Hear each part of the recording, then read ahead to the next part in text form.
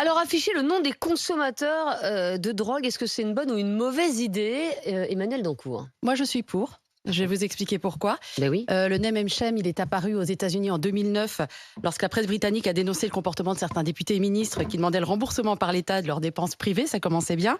Il a été mis en place en France sous le quinquennat de François Hollande, mais de manière un peu occasionnelle. Et puis, il a été récupéré par le Code du commerce, parce qu'en fait, le name and shame, au départ, c'était pour les mauvais payeurs, et systématiquement sur le site de la Direction générale de la concurrence, de la consommation et de la répression des fraudes, vous aviez le nom des mauvais payeurs. Ça a été récupéré par la loi Pacte, c'est-à-dire que l'information a le droit d'être rendue publique, aussi bien par voie de presse.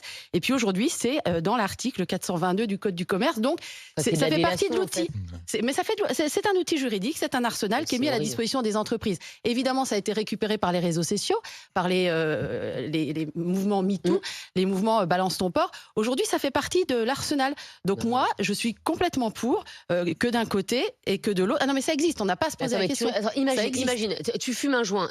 Bien sûr que c'est pas bien, c'est pas légal, etc. Et derrière, t'as ton nom qui est publié, donc c'est-à-dire que ton employeur peut y avoir accès, tes enfants peuvent y avoir accès. Enfin, c'est je pense qu'on est sur les gros consommateurs de drogue, là. Bah non, même les non. Et donc, ça veut dire que pour un joint, ta vie, elle peut être foutue. Alors, ta vie, elle n'est pas foutue, mais tu joues sur la réputation. Mais tu joues sur la réputation. Mais si t'as un boulot, si t'as machin, enfin, tu te fais arrêter un jour, tu peux avoir une... Enfin, je sais pas. Moi, je suis pour, en termes de responsabilisation. À un moment, de faire un petit pas de côté, quoi. Un petit écart. Il faut pas oublier que... Encore une fois, on parle pas d'un gros consommateur de cocaïne ou d'héroïne. Ça peut être un mec qui a fumé un joint. Faut pas oublier qu'un jour, Lionel Jospin lui-même a reconnu avoir fumé un joint dans sa vie. Moi, j'ai toujours ça en tête quand il y a un débat. Quelle indignité. Et quand même, j'ai toujours en tête Lionel Jospin. Non, moi, je suis complètement d'accord avec Eric Ciotti. Je trouve que c'est fantastique comme idée. Il faut aller plus loin. Je pense que quelqu'un qui paye mal ses impôts, faut le dénoncer. Quelqu'un qui urine contre un mur parce que c'est pas bien, il faut faire un site pour le dénoncer. Quelqu'un qui crie un peu fort un soir parce qu'il est content, il y a un match de foot, faut le dénoncer. Il faut y aller, on dénonce tout le monde. Alors, évidemment, c'est d'une démagogie. On est sur un problème de santé publique, là, Benjamin. Quand tu urines contre un mur, excuse-moi, ça n'a rien à voir. Je préférerais connaître le nom de quelqu'un, d'un mec qui a filmé des nanas au supermarché, qui a touché les petites filles, etc. Dans ces cas, ça m'intéresserait plus. Ah bah oui, tu vois. Non, je suis pas du tout en train de dire qu'on n'est pas sur un problème de santé publique. Je dis juste que ça ne sert strictement à rien. En plus, quand on parle de drogue, il faut quand même dire que bien souvent la drogue égale addiction, addiction égale maladie. On parle quand même d'une maladie. Est-ce que ça viendrait à l'idée de Monsieur Ciotti de dire, faisons pareil pour les gros consommateurs d'alcool? Forcément non, parce que l'alcool c'est pas pareil, etc. Mais quelqu'un qui prend le volant bourré, dans ce cas, qu'est-ce qui justifierait de pas le faire? Vous avez raison tout à l'heure quand on a un boulot. Imaginez, vous apprenez que le prof de maternelle de votre enfant a fumé un pétard. Après tout, si le samedi il a fumé un pétard en allant à Amsterdam, ça vous fait pas. Qui te dit qu'il en fume pas le lundi quand il est avec ton gosse? Je sais pas, mais est-ce que vous, ça vous paraît une bonne idée de dénoncer tout? En fait, si on veut la société 1984 où à partir de maintenant on dénonce tout au moindre écart, tout le monde est au courant, on peut tous se fliquer les uns les autres, c'est super. Moi, je veux pas du tout de cette société. Non, mais une fois de plus, on est sur un problème de santé publique. Oui, mais alors par ailleurs, on peut lutter contre les consommateurs. On peut par ailleurs considérer que les mettre en garde à vue est une bonne idée. Je pense qu'effectivement la question doit être posée parce que globalement, si tu vas acheter une petite barrette de shit aujourd'hui et que les flics t'arrêtent, bien souvent le shit ils le foutent à la poubelle ou éventuellement ils le gardent pour se servir eux-mêmes plus tard, mais t'as pas grand-chose à risquer. Donc, en fait, le petit délinquant, il en a rien à faire d'avoir son nom sur ce site.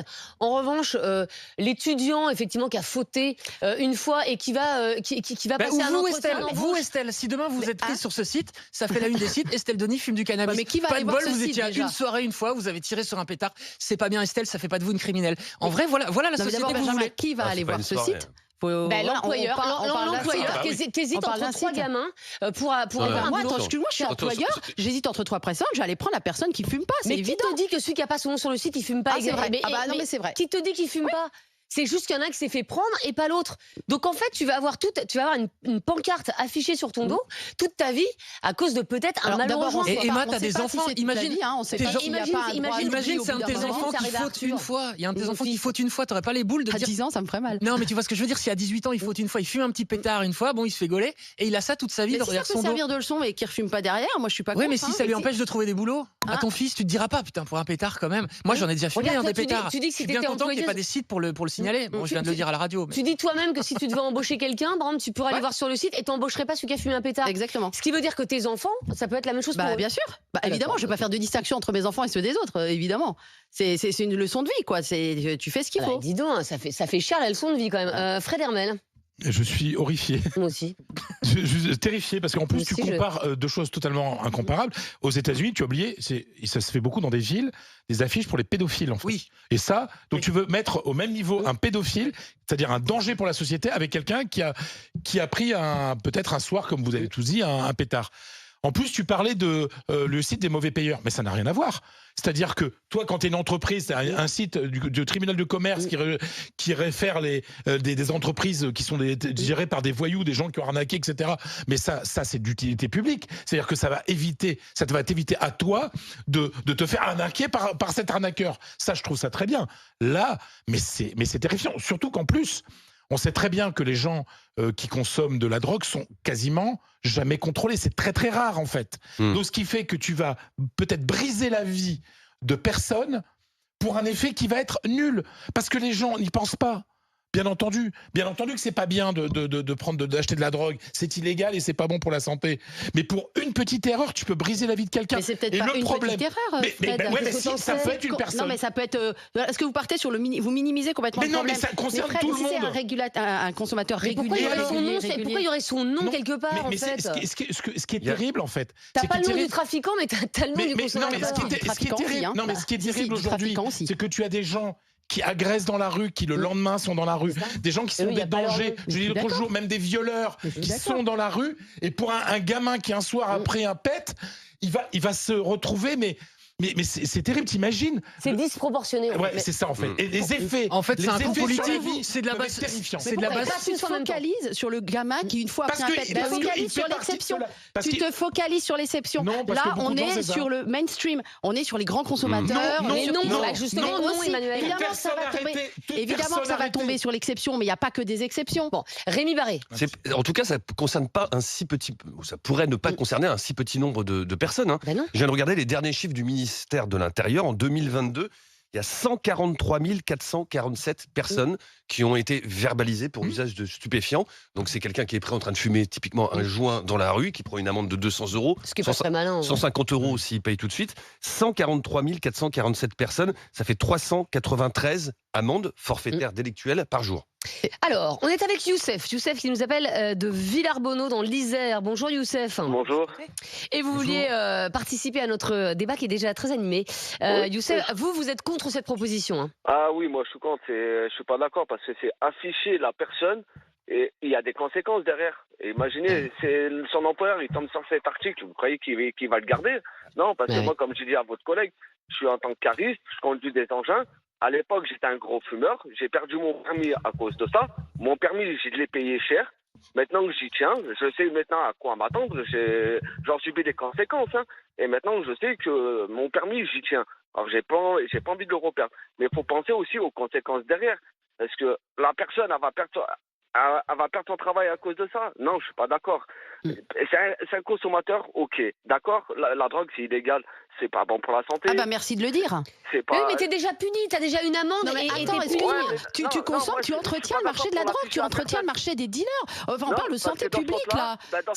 C'est ces gens-là qui vont venir taper mes gamins, moi. Mais comment c'est de la drogue pour rentrer?